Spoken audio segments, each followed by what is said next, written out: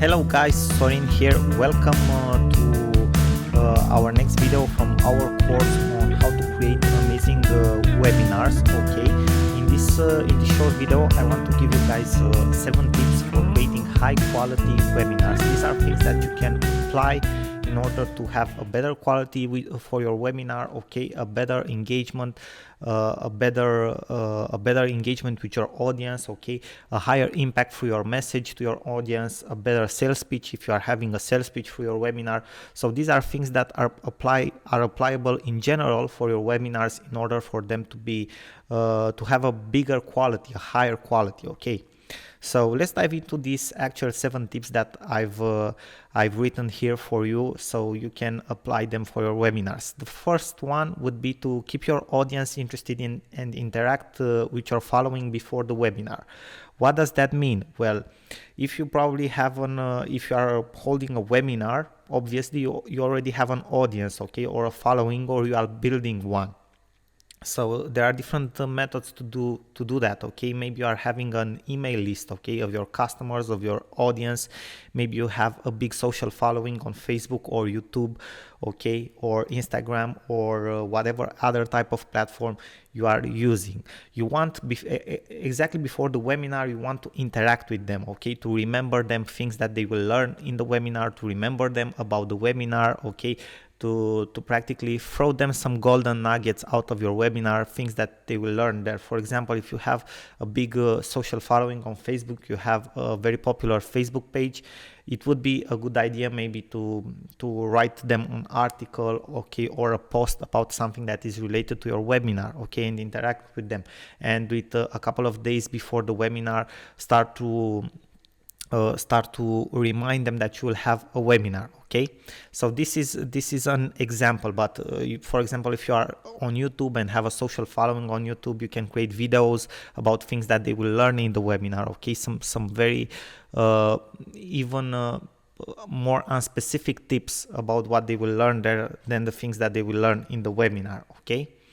Then the second tip would be to prepare an awesome presentation. You can use for that PowerPoint, or you can use even Prezi.com.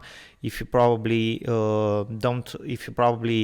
have used Prezi.com before, you saw there that they have some amazing templates, okay, some very nice and cool stuff that you can do with Prezi, but you can also do them with PowerPoint.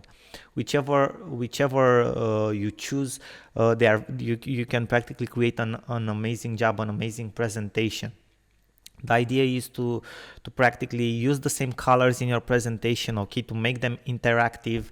Obviously, the reason for which you can also you can choose between Prezi or PowerPoint is the fact that you will do share screening, okay, when you will have your webinar. So either if you use PowerPoint or Prezi, you can use the share screen function, so you can even tell them, you can show them a presentation in PDF if you want to, but it's not the case. Okay, so it's very important the presentation to have different types of media, okay, images, animations, okay, to have the same colors everywhere, okay, to give them a sense of unity, okay, and to be like a easy walkthrough. Okay, so that's a very good idea, okay, and make it interactive. Now, the third tip would be to have an awesome host or speaker on your webinar. So if you are not the host of the webinar, or maybe you are just the host of the webinar or the speaker, you should try to use for your webinar someone that it's interactive, okay, that engages with people, that it's likable, because otherwise people will get off your webinar or will fall asleep, and you don't want that to happen. Okay, so you need to have an awesome host or speaker on board. You can invite somebody that is an expert in your field. You can have somebody like a co-speaker or a co-host. Okay, you can think about a couple of solutions like that. Okay, the fourth tip would be to use different types of media. So don't settle just for images, okay, or just for text. Use video, use slides, use screen sharing, in the idea that you are practically showing some practical steps to your audience. Okay, maybe you want to show them how to create a Facebook ad campaign or something like that. Okay, you practically do that live. Okay, you enter on your Facebook page, you set up a Facebook campaign and things like that.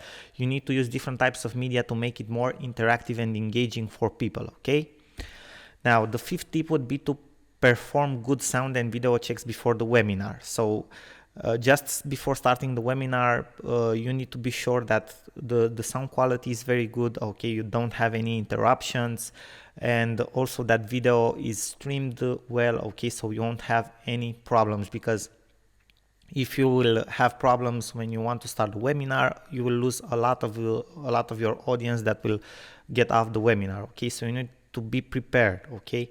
Good preparation makes it even a better webinar, okay.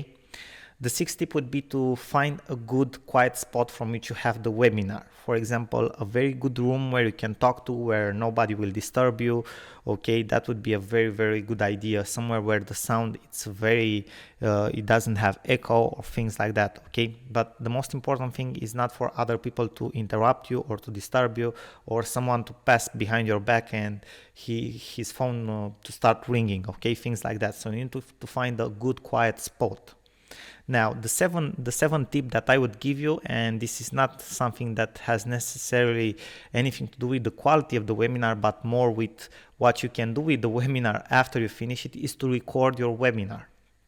Why? Because after you have maybe your first webinar, either if it will be very good or very bad, you can watch it again, analyze it, know where you can make improvements. And if it's a very good webinar, maybe it's a sales webinar and it has a high conversion rate, if you have recorded it, you can reuse it, okay, the replay. You can practically have a webinar on autopilot, okay, on the replay. So it's very good to have a recorded webinar. Now, this would be all the tips that I would give to you today in this video, guys. I thank you very much for your attention. I am sure that if you apply them, you will have a more qualitative webinar and a more high converting webinar. Thank you again for your attention. Sorin here. Till next time. Bye bye and good luck.